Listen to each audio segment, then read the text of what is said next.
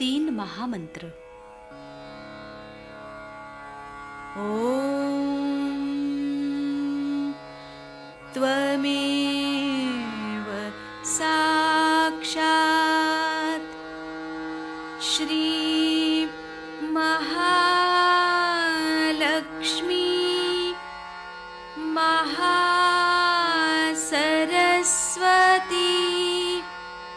महाकाली त्रिगुणात्मिका कुंडलिनी साक्षात् श्री आदिशक्ति माताजी श्री निर्मला देव्यै नमो नमः। ॐ त्वमेव साक्षात् श्री कल्की साक्षात् श्री आदिशक्ति माताजी श्री निर्मला देव्यै नमो नमः। ॐ त्वमेव साक्षात् श्री कल्की साक्षात् श्री सहस्रार स्वामिनी मोक्षप्रदायिनी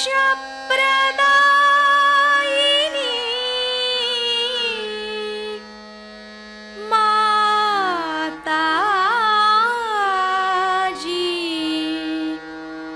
श्री निर्मला देव्यै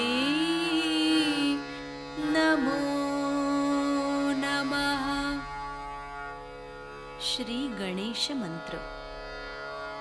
ओम त्वमेव साक्षात् श्री गणेश साक्षात् श्री आदिशक्ति माताजी श्री निर्मला देव्यै नमो नमः।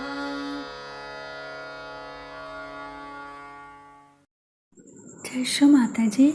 दोनों हाथ माँ के सामने, हृदय में श्री माता जी को देखेंगे। परम पूजनीय श्री माता जी, कृपा करके हम सभी के हृदय में अपना स्थान ग्रहण कीजिए। बार बार श्री माता जी को हृदय में आवाहन करेंगे। श्री माता जी, कृपा करके हम सभी के हृदय में अपना स्थान ग्रहण कीजिए। श्री माता जी, हम सबको क्षमा कर दीजिए, हम सभी अज्ञानी हैं। संपूर्ण चित्त बीचों बीच हृदय में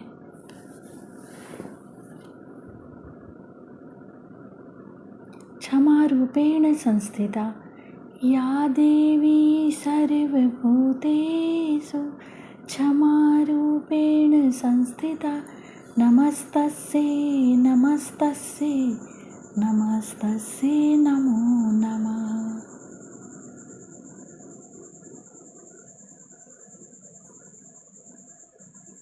धीरे धीरे अपने संपूर्ण चित्त को दोनों हाथों पे अपने चित्त में श्री माता जी को हमेशा रखेंगे। धीरे धीरे अपने संपूर्ण चित्त को लेफ्ट विशुद्धि पे बाह्य विशुद्धि पे संपूर्ण चित्त। श्री माता जी, आपकी परम कृपा में मैं केवल एक शुद्ध आत्मा हूँ। श्री माता जी, आपकी परम कृपा में मैं केवल एक शुद्ध आत्मा हूँ, इसीलिए मैं दोषी नहीं हूँ। श्री माता जी, मैं बिल्कुल भी दोषी नहीं हूँ। श्री माता जी, मैं बिल्कुल भी दोषी नहीं हूँ।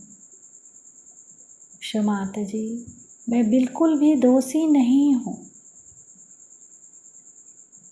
संपूर्ण चित्त बाह्य विशुद्धि पे ही श्री विष्णु माया मंत्र ओम त्वमेव साक्षात् श्री विष्णु माया साक्षात् श्री आदि शक्ति माता जी श्री निर्मला देव्यै नमो नमः।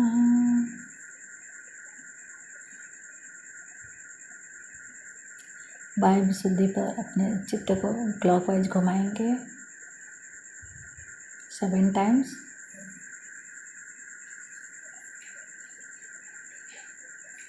श्री माता जी, आप ही ने तो हमें आत्मा बनाया है, हमें सभी प्रकार के दोष भावनाओं से मुक्त कीजिए। श्री माता जी, कृपा करके हमें सभी प्रकार के दोष भावनाओं से मुक्त कीजिए।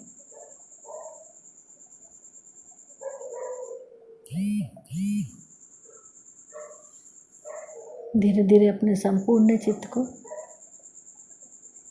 लेफ्ट आज्ञा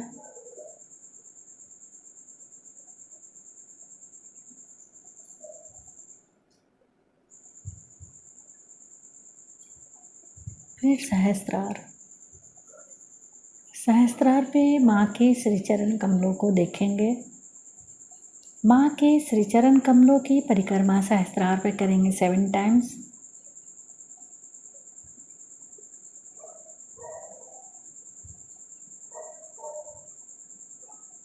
श्री माता जी, कृपा करके हमें निर्विचार कर दीजिए।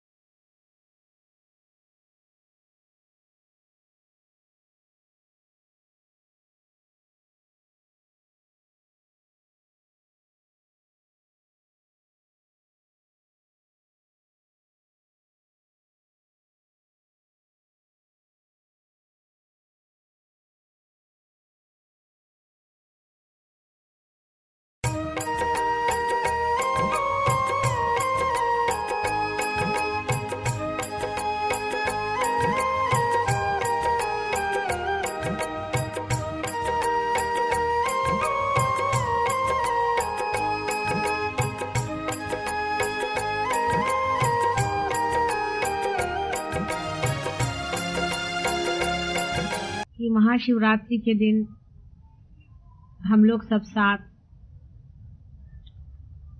शिव की स्तुति गा रहे हैं। शिव यानी सदाशिव, इन्हीं से सृष्टि शुरू हुई है और इन्हीं में खत्म हुई। सबसे पहले अगर आप ब्रह्म को समझे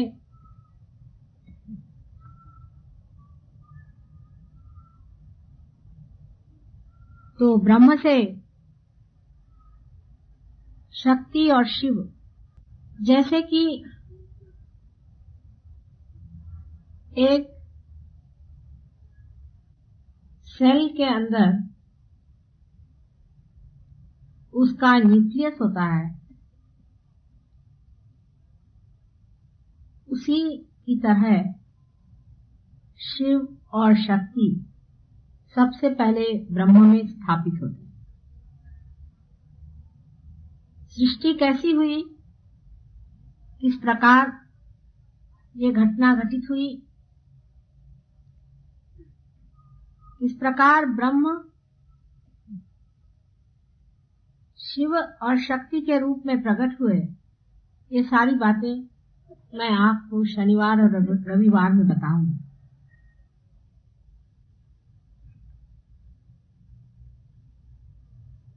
लेकिन शिव से निकलती हुई शक्ति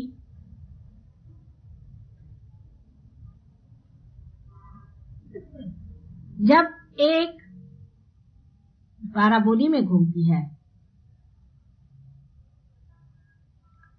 जब एक प्रदक्षिणा लेती है, तो एक एक विश्व तैयार होते हैं। ऐसी अनेक प्रदक्षिणाएं शक्ति की होती रही। इसके बारे में भी मैं आपको बाद में बताऊंगी। अनेक विश्व तैयार होते रहे, अनेक भुवन तैयार होते रहे और मिटते भी रहे।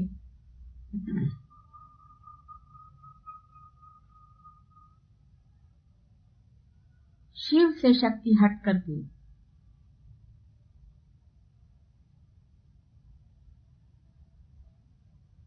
विश्व बनाती है। शिव सिर्फ साक्षी स्वरूप है। वे खेल देखते रहते हैं शक्ति का। शक्ति का अगर खेल उनकी समझ में ना आए तो वो जब चाहें तब अपनी शक्ति अपने अंदर खींच ले सकते हैं। सारा ही खेल बंद हो जाता है। वे ही दृष्टा है, वही देखने वाले हैं, वही इस खेल के आनंद को उठाने वाले। उन्हीं के कारण सारा खेल है। इसलिए अगर वो न रहे तो सारा खेल खत्म हो जाता है।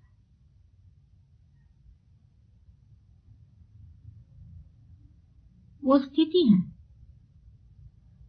उन्हीं के कारण एग्जिस्टेंस होता है। मनुष्य के हृदय के कारण ही वो जीवित माना जाता है। जिस वक्त उसका हृदय बंद हो जाता है तो उसे मृत माना जाता है।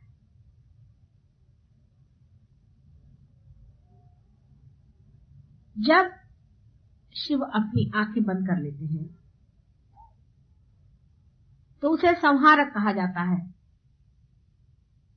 वही स्थित होते हैं और वही लय हो जाते हैं।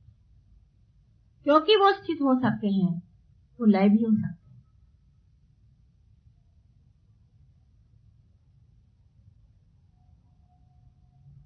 इस कुंडलिनी शास्त्र में शिव का स्थान आपसे मैंने बताया था, हृदय में मनुष्य के अंदर एक दीप ज्योति की तरह हर समय जलते रहता,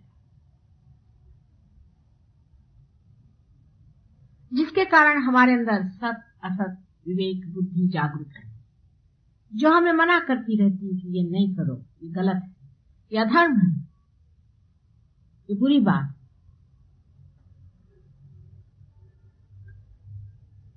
ये कपट है, ये लोभ है, ये मद है, ये मत्सर है, ये अधर्म है, ये मनुष्य की प्रतिष्ठा से घिरा हुआ काम है, ये शोभनीय नहीं है। लेकिन मनुष्य में जो स्वतंत्रता है उसे वो पूरी तरह से उपयोग में लाता है और शिव की अवहेलना करता है। शिव सारे संसार का गरल पी लेते हैं। जितना भी विष हमारे हृदय में बसा रहता है, दूसरों के प्रति घृणा, हिंसा आदि अत्यंत बुरे विचारों से जो हमारा हृदय विषैल हो जाता है, उसको शिव हमारे अंदर जब जागृत होते हैं तो उसे पी लेते हैं।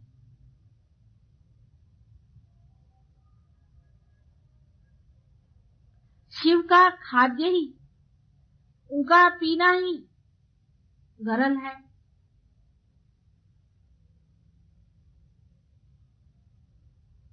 जो कुछ भी नशेली चीजें हैं, मद्य आदि, जो चेतना के विरोध में नुकसान पहुंचाती हैं,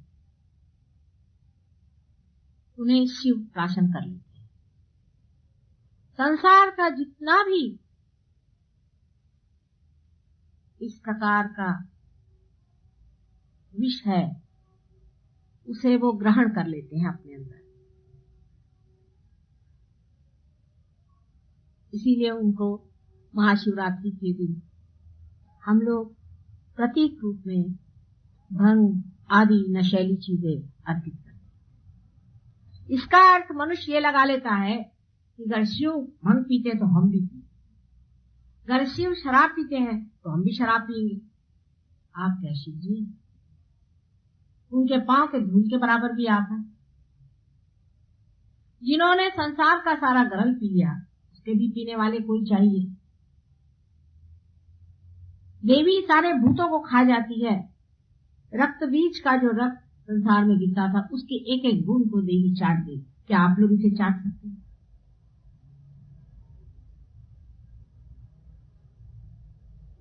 आप लोगों का क्या उनसे मुकाबला है, जो आप शिव जैसे भंग पीने निकले? शिव चाहे दुनिया भर की भंग पी ले, उन पे चढ़ती नहीं। आप लोगों का ये हाल है। शिव एक दैवी संपदा, अवतरण है। अवतरण हम समझते नहीं चीज क्या होती, उसका लोहा ही दूसरा होता है, उसकी व्यवस्था दूसरी होती है। क्या आप उस तरह से बने हुए हैं? क्या आप उस कार्य के लिए बने हुए हैं कि दुनिया भर का आप जहर पी लें? बहुत से लोग ये कहते हैं कि माँ हमारे कुछ शराब चढ़ती है।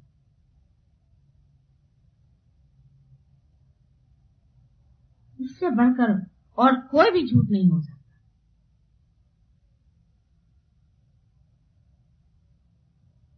कुछ बड़े बड़े गुरु भी, जैसे कि साईनाथ शिरडी के, वो भी एक अवतरण थे। वे चिलम पीते, तो अब सब लोग चिलम पीने लग गए। क्या आप साईनाथ हैं? वे तो इसलिए पीते थे कि आपके हाथ कोई चिलम ही न लगे, सबकी चिलम ही पी डाले एकदम। सबकी चिलमें पचाने के लिए वो पीते थे। क्या आप लोगों में ये शक्ति है कि आप चिलम पी सकते हैं? उनको कैंसर नहीं हो सकता था।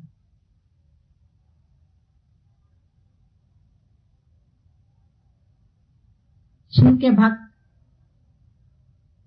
जो है, उन्हें शराब छूना भी नहीं चाहिए, उसके पास भी नहीं जाना चाहिए, उससे दूर भागना चाहिए। बजाय इसके जितने भी तांत्रिक हैं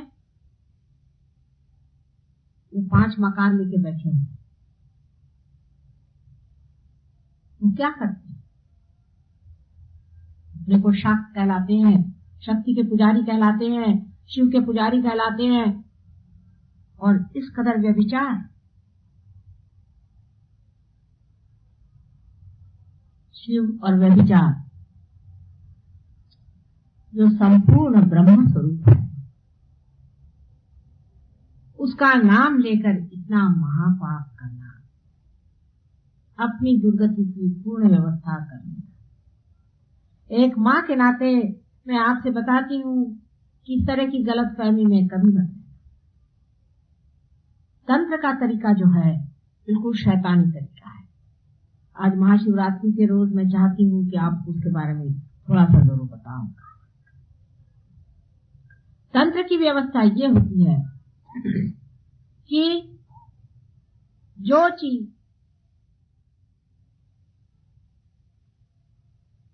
परमेश्वर को पसंद नहीं है, जो चीज देवी को पसंद नहीं है, वही करो। देवी के सामने ही गलत गलत काम करना शुरू, व्यभिचार, सब तरह की विद्रूप बातें, जिसे देवी देख करके घृणा से वहां से हट जाए। शुरू में तो देवी उन पे उत्पात करती है, कूदते हैं, नाचते हैं, चिल्लाते हैं, चीखते हैं, गर्मियां होती हैं, फोड़ी निकलती है बदन पे। इसको कुंडलिनी जागृति भी बहुत से लोग कहते हैं। मेरे पास ऐसे बहुत से लोग आए ट्रीटमेंट के लिए, जो कहते हैं कि हमारे अंदर ऐसे लग रहा है जैसे हजारों बरैया काटे, हमारी कुंडलिनी जागृति। और भी ऐसे आते हैं जो बताते हैं कि यहाँ से लेकर के यहाँ तक सब हमारे अंदर बड़े बड़े फफूंदे आ गए। यहाँ ऊषा इंस्टीट्यूट में एक डॉक्टर साहब है, उनका नाम है भूल गई, डॉक्टर पाल। वो मेरे पास आए थे, बता रहे थे कि उनकी कुंडलिनी किसी ने जागरूक की और उनके बदन में हजारों बिच्छुओं को काट, और बेचारे कूदते हुए खड़े रहे, माँ मेरे पास, मुझे बचाओ मुझे बचाओ। तो उनकी कुंडलिनी उतारे थे। मैंने कहा आदमी बेटे जरा सबको दे। 1 मिनट के अंदर उनकी कुंडलिनी मैंने शांत कर दी। कुंडलिनी नहीं, श्री गणेश जो कि शिव जी के पुत्र हैं, जो शक्ति के पुत्र हैं, उनका गुस्सा था। मैंने जब उनसे पूछा तो मैं समझ, इस इंसान ने उनकी कुंडलिनी जागरूक की थी, उसका वो नाम उन्होंने मुझे बताया। वो किसी को बताते भी नहीं है, डर के मारे, घबराहट के मारे। कुंडलिनी के नाम से वो घबराते हैं बेचारे। ये उनकी हालत कर दी। और उनसे कहा कि तुम्हारी कुंडलिनी जागरूक हो गई सारे बदन में। ऐसा समझ लीजिए कि जैसे सब हाथ पैर जल गए, क्लिस्टर सारे। 1 मिनट के अंदर कुंडलिनी शांत हो गई, सो गए। सिर्फ गणेश, श्री गणेश, क्योंकि वे मुझे जानते।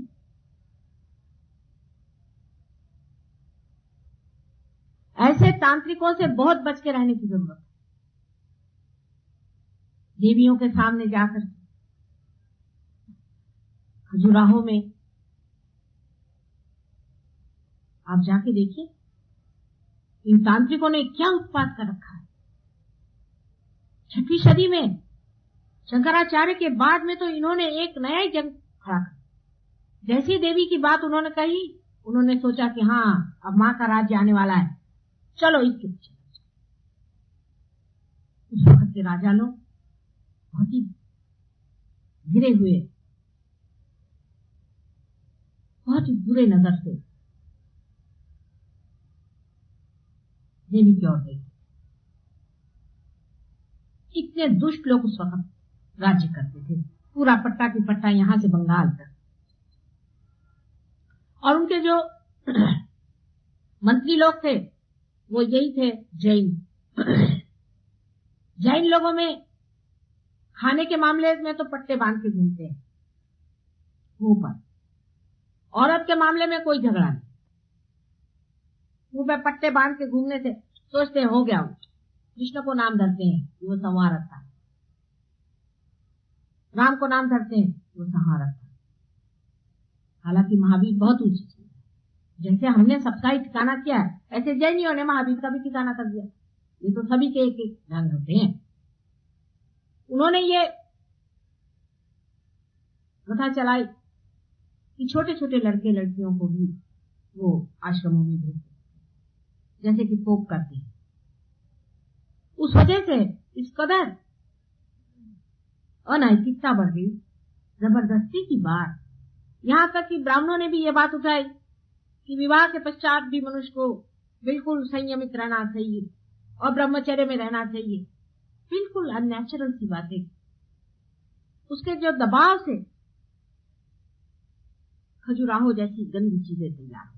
हालांकि खजुराहो में मैं जरूर कहूंगी कि कलाकारों ने भी कमाल कर, जहां जहां उन्होंने मूर्तियां बनाई, वहां देवी देवताओं की मूर्तियां काफी बड़ी बड़ी बनाई, मोटी मोटी, क्योंकि होते ही देवी देवता मोटे ही होते हैं, क्योंकि उनको पानी की बहुत जरूरत है। जितने चक्र चलते रहते हैं तो पानी तो ऊपर से चाहिए, नहीं तो चलेगा।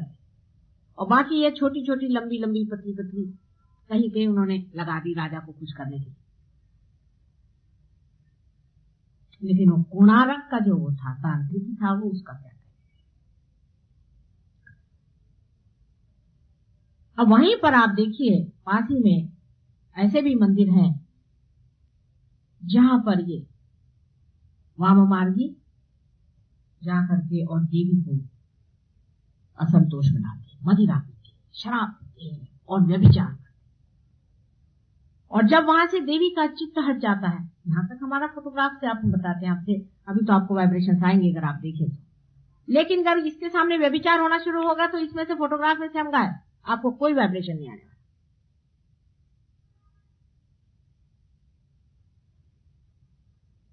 चित्त हट जाता था, चित्त ही हट गया, क्योंकि व्यभिचार और गंदगी के पास देवी क्यों रहने चाहिए।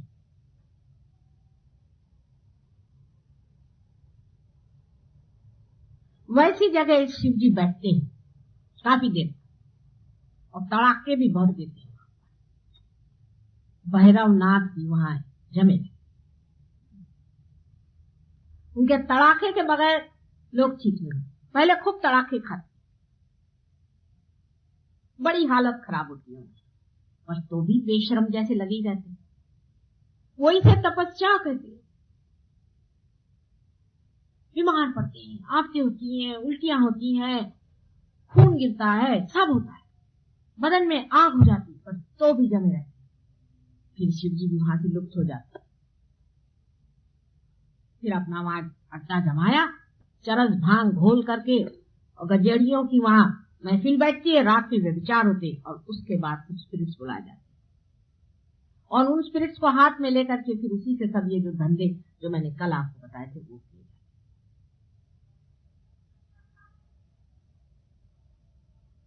शिव जी के भोलेपन की ये हद है, इतना इनोसेंस का वो पुतले हैं कि जब रावण ने उनसे कहा कि अब तुम मुझे अपनी शक्ति ही दे दो, तो उन्होंने उसको भी दे दिया।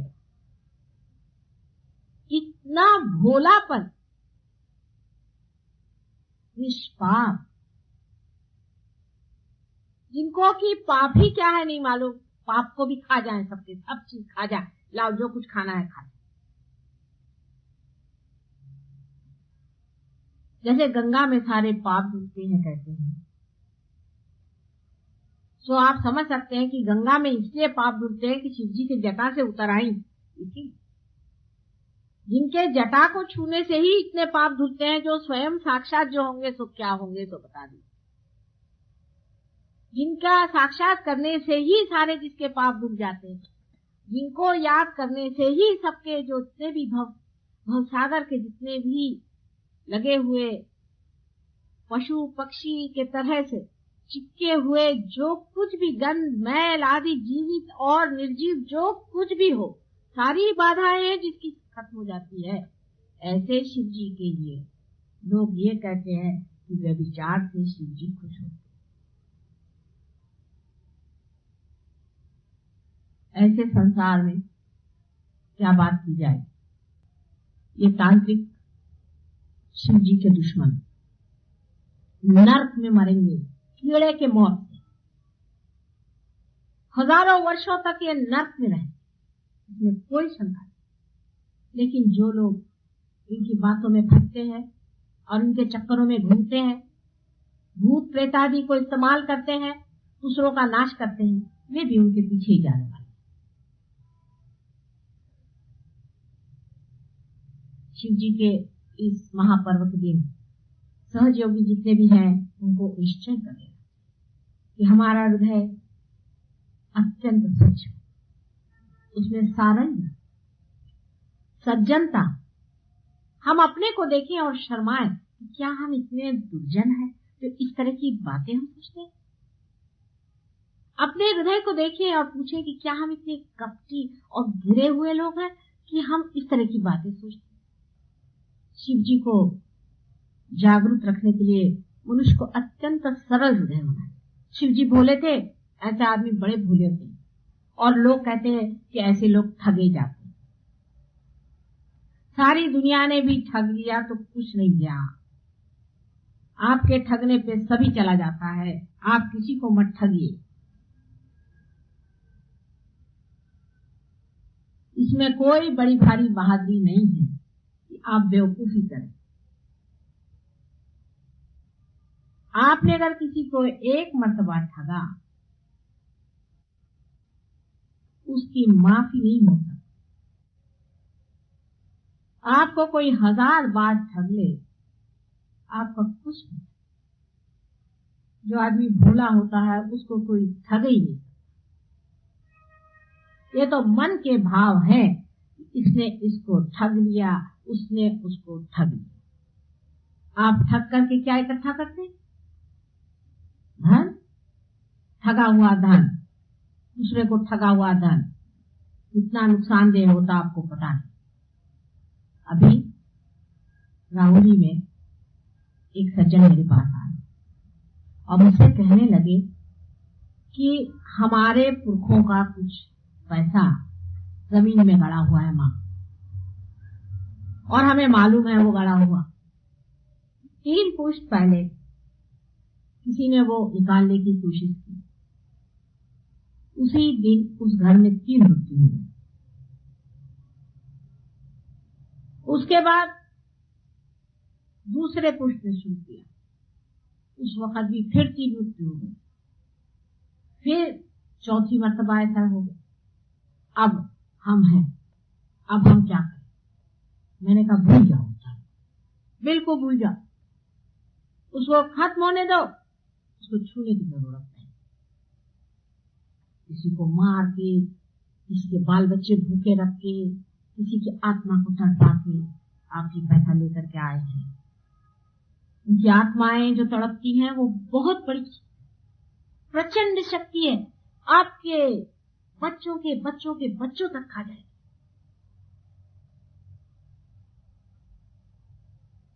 ये शिव जी के काम है, ये शिव जी के काम है। शिव जी भोले बहुत हैं, लेकिन उनका गुस्सा आप जानते थे, उनका गुस्सा भयंकर। और उनके गले में जो नाग रहता है वो सब समझता है। जो कोई भी इस तरह से किसी की आत्मा को दुखी करेगा, क्योंकि आत्मा में शिव जी का स्थान, उस आदमी का पुष्टन पुष्ट हाल्य। मैं झूठ नहीं बोल रही, आप कह रहे हो माता जी ऐसे ही बातें कर। अभी हैदराबाद में एक सज्जन के घर वो मुझे कहना चलिया, बहुत रईस आदमी है, बहुत वो। मैं कहा भाई रईस भरे चूल्हे में मुझे कोई मतलब नहीं, मैं अपने गरीब हूँ, मैं गरीबी में छी। बहुत पीछे पड़े, चलिए माता जी, उन्होंने बड़ा बुलाया। मैंने कहा अच्छा भाई रास्ते में पड़ेगा तो चले। जैसे मैंने उनके घर में कदम रखा तो एक पैर पीछे। कहने क्या बात? मैंने कहा इस घर पे शाप है बहुत। कहले आपको कैसे मालूम? मैंने कहा है या नहीं, सच सच बोलो, तो मैं अंदर नहीं आने वाली, सच बोलो। कहले हाँ है। उस घर के 2 जवान बच्चे हमेशा ऐसे कुर्सी पर बैठे हुए, दोनों पैर हाथ, खाते भी ऐसे, सोते भी ऐसे।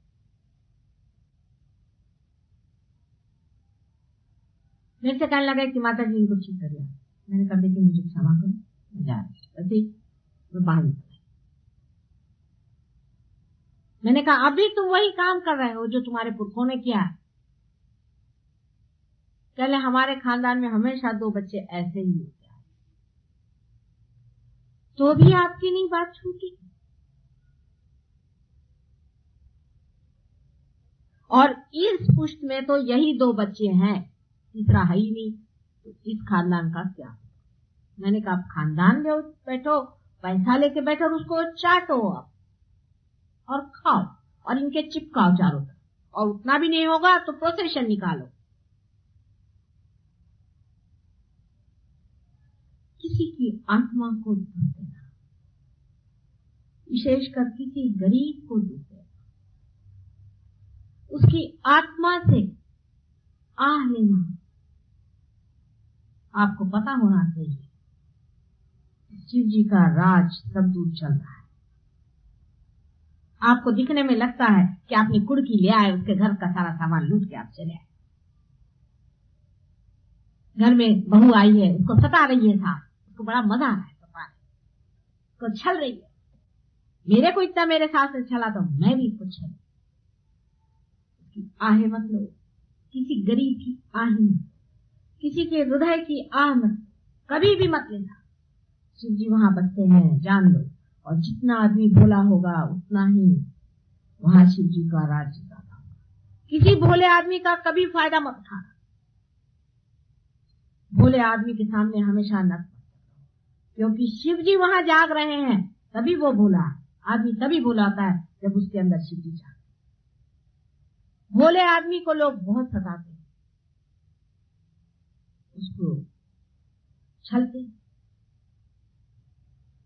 जिनको खासकर पैसे का बहुत समझ में आता है, एक एक दो दो पैसा जो जोड़ते बैठते हैं, वो भोले आदमी को उल्लू बनाते फिरते हैं। पैसा तो कभी मिल भी जाएगा, लेकिन शिव जी के श्राप से आप विमुक्त नहीं हो। आप कहेंगे कि माँ तुम यूं ही हमें डरा रही हो। मैं बिल्कुल नहीं डरा रही हूँ, सजग कर रही हूँ। सजग हो जाओ। शिव जी के कार्य जो है बहुत गहन और बड़े ही दिनों तक चलने वाले, क्योंकि अंत तक शिव जी ही है। सब लय जब होगा तब भी शिव जी है, और जब उत्पत्ति होगी तब भी शिव जी, और बीच में बाद में मैं आपको जब बताऊंगी तो सब बता दूंगी विष्णु जी कब आते हैं और कब। आज महाशिवरात्रि के दिन सबको यही निश्चय करना है कि हम किसी भी प्रकार किसी की भी आह नहीं लेंगे, किसी के साथ हम जाति नहीं करेंगे, किसी भी चीज। कोई गरीब है, कोई मजबूर है, कोई हमारे नीचे है, कोई हमारा आश्रित है, जो भी ऐसा है वहां शिव जी का राज है। उनसे सज्जनता, नौकर है घर के, उसको खाने के लिए नहीं देंगे, उसको भूखों मारेंगे, उसका पैसा मार लेंगे। दो दो पैसे लोग अपने नौकरों को मारते नहीं, उसके अंदर शिव जी बसे और शिव जी का कोप आप पे आएगा। मैं आपसे सच सच बता रही हूँ, इसमें से एक अक्षर एक बूंद भी झूठा नहीं है। आप चाहे तो वाइब्रेशन से देख लें, कितने सहयोगी हैं, कितने जोर से वाइब्रेशन से करता है। अगर मैं एक भी अक्षर झूठ बोल रही हूँ तो आपके वाइब्रेशन से।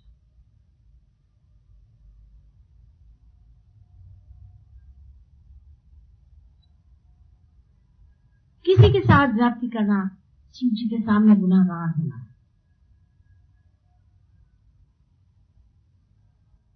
सज्जनता, सौजन्य, नम्रता, झुकना, ठगा जाना भी ठीक है।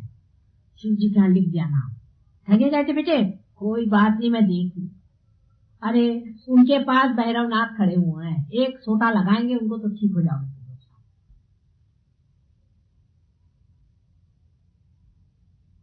अभी भैरवनाथ के चक्कर को आप लोग समझे नहीं। वो तो एक पैसा नहीं मारते, चारों तरफ चलता है उनका सूत्र, और वो इस तरह से मारते हैं कि पुष्टन पुष्ट चलता रहेगा, पुष्टन पुष्ट। उनसे हनुमान जी जरा हल्के हैं मामले में, थोड़ा बहुत ठीक है, पर भैरवनाथ जी के बीच में न जाना। इसलिए अपने से जो नीचे है, अपने से जो दलित है, अपने से जो आश्रित है, अपने ऊपर जो निर्भर है, उन सब पे रहम, उनसे अत्यंत प्रेम, कंपैशन। शिव जी को देखिए बैठे कहाँ हैं? प्रशांत में, यहाँ कोई भी नहीं बैठता, राख में बैठे। इनसे बढ़ के कम्युनिस्ट आपको शादी में आए तो राख फांस गया, गले में वो सांप आप लेकर के, नंदी पे सवारी। बताइए बैल पे कोई बैठता? भभूत लगा करके, अजीब सी शक्ल बना के, बाल वाल सब दूर से, जटाजूट, कपड़े भी खास नहीं पहने हुए, एक शेर का वो व्याघ्र चर्म पहन लिया, और उनके साथ एक से एक भूत चले आ रहे हैं। उनकी जो औरतें चली आ रही, उनके किसी के एक आंख है, किसी के दो नाक है, किसी के चार सींग है। जितने भी विद्रूप विक्षिप्त ताड़ित लोग हैं, जिनको कि हम नीची निगाह से देखते हैं, किसी के शारीरिक दोष होता है उसके ऊपर हंसी करते हैं, मजाक। कोई अगर बहरा है उसका मजाक हो रहा है। परमात्मा का शुक्र करो जो तुम्हारे दोनों कान ठीक है, परमात्मा का शुक्र करो जो तुम्हारी दोनों आंखें ठीक है, कभी अंधे के हाथ तुमने पकड़े नहीं, उसको उल्टा धक्के देने में मजा लेते हो।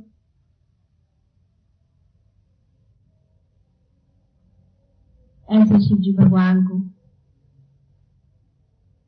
देखो कि उनकी बारात आ गई है,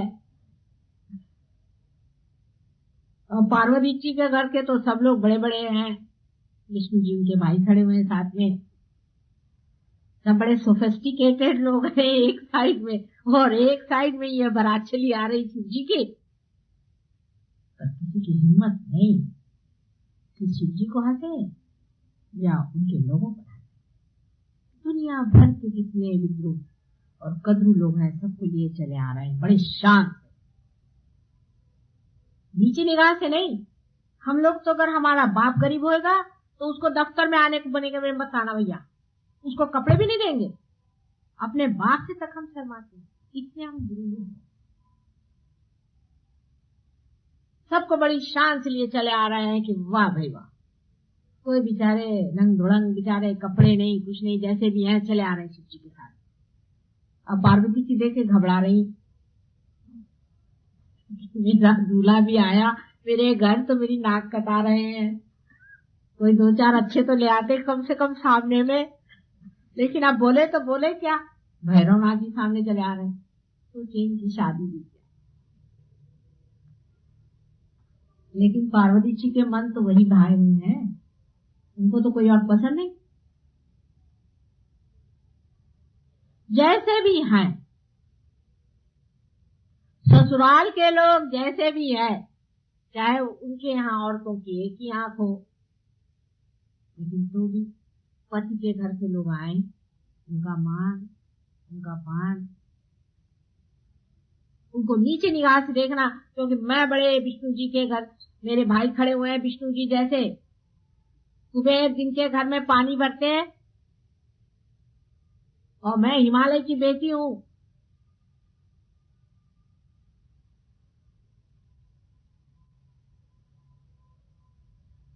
ऐसे ही पार्वती जी का विचार करके हमें ये सोचना चाहिए कि संसार में जिस शिव जी को हम मानते हैं, जिनके ऊपर सारा संसार निर्भर है,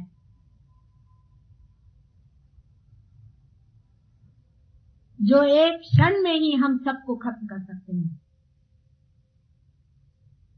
जब संहार होगा तो 11 रुद्र के रूप से वे निकल करके सबको संहार कर, और जो भी संयत भाव से ये सारा खेल देख रहे हैं, जिनके लिए संसार की सारी कुछ सृष्टि आदि कुछ भी नहीं, और जो साक्षी मात्र सब मजाक देख रहे हैं दुनिया का, और जो हर एक भोले इंसान के हृदय में जागृत है, जिनका स्थान ही ऐसी जगह है जहाँ कोई भी नहीं जा सकता, बीहड़ से बीहड़, फूहड़ से फूहड़, गरीबी जिसको कहते हैं उसमें, उनका कोई श्रृंगार नहीं, उनका कोई भी बाहरी वैभव नहीं है, किंतु उनके सिवा किसी के पास कुछ भी नहीं शोभा देता। ऐसे शिव जी को जो इंसान मानता है वही इंसान, क्योंकि वो इंसानियत को मानता है। इसलिए नहीं कि फलाना एक बड़ा भारी अफसर है, क्योंकि फलाने के पास इतना रुपया पैसा है, क्योंकि फलाने के पास इतनी विद्या है, दूसरे के पास में ये है, पर इसलिए कि एक बड़ा मानव है, वो चाहे गरीब है चाहे अमीर है, चाहे छोटा है चाहे बड़ा है, लेकिन एक बड़ा मानव है। और बड़ा मानव वही होता है जो साक्षात शिव जी के चरणों में। आज का दिन ऐसा नहीं है कि आपको मैं दुखी भी करूं, क्योंकि आज का दिन है बहुत का। लेकिन एक बात मैं जरूर बताऊंगी कि महाशिवरात्रि के दिन उपवास करने की कोई जरूरत नहीं, बिल्कुल उल्टी बात। जिसने भी ये बात कही है, पता नहीं इसका क्या शास्त्राधार है, मैं पूछती हूँ, मुझे बताएं कोई भी पंडित कि कौन सा शास्त्र में लिखा हुआ है। शिव जी के विवाह के रोज आप लोग क्या उपवास करेंगे? क्यों साहब?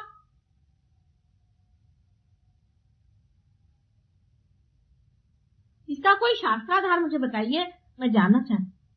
शास्त्र भी काफी गड़बड़ चड़बड़ कर दी है, लेकिन तो भी मैं जानना चाहती इसका क्या शास्त्राधार है कि गलत जगह पे आज तो खुशियां मनाओ, मौज मनाओ।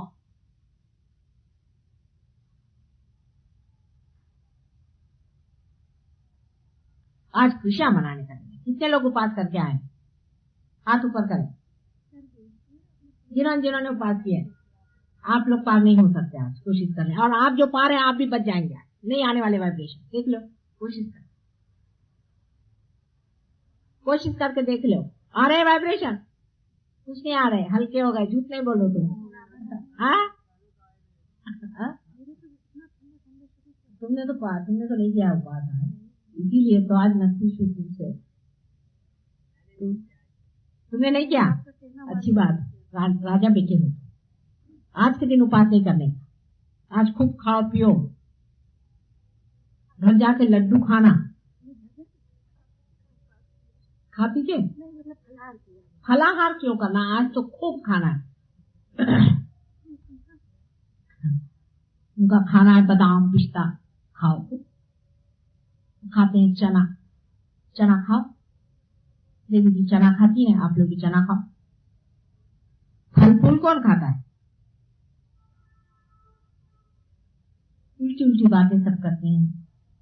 आपको शारीरिक शास्त्र से देखना चाहिए कि शिव जी अगर स्थिति है, हमारे एग्जिस्टेंस है, तो एग्जिस्टेंस के लिए क्या चीज जरूरी है, क्या चीज खानी चाहिए बताइए। आप लोग जानते हैं कार्बोहाइड्रेट्स, उसके बगैर हमारे अंदर शक्ति नहीं आ सकती। आज के दिन सबको कार्बोहाइड्रेट्स खाना चाहिए, हर तरह के, या प्रोटीन्स खाना चाहिए।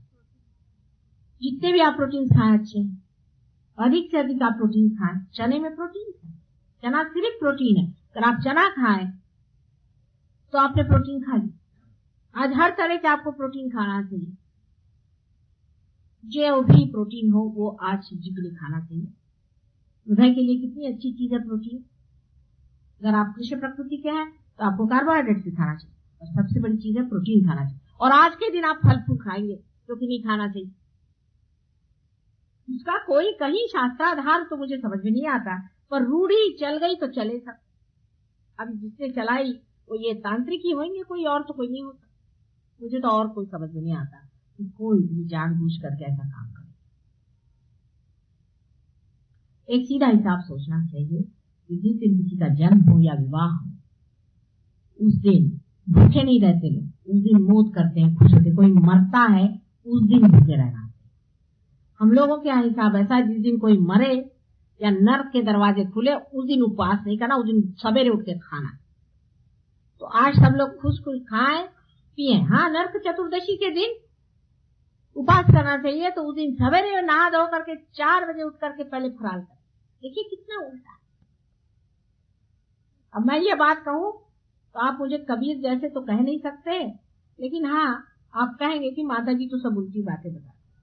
लेकिन जो बातें सीधी हैं उसे सीधी मानो, और जो बातें उल्टी हैं उसे उल्टी मानना होगा, क्योंकि सत्य जो है वो सत्य ही है। उसको कोई बिगाड़ नहीं सकता, उसको कोई मिटा नहीं सकता, और सत्य है ही नहीं। आप अपने वाइब्रेशन पे देखिए, मैं जो बात कह रही हूँ अगर झूठ हो तो आप लोगों के वाइब्रेशन से पता चलेगा। सब आपके कंप्यूटर खुद चलने लगे। बहुत से लोगों के चल रहे हैं, जिनके नहीं चल रहे हैं वो भी चलाएंगे।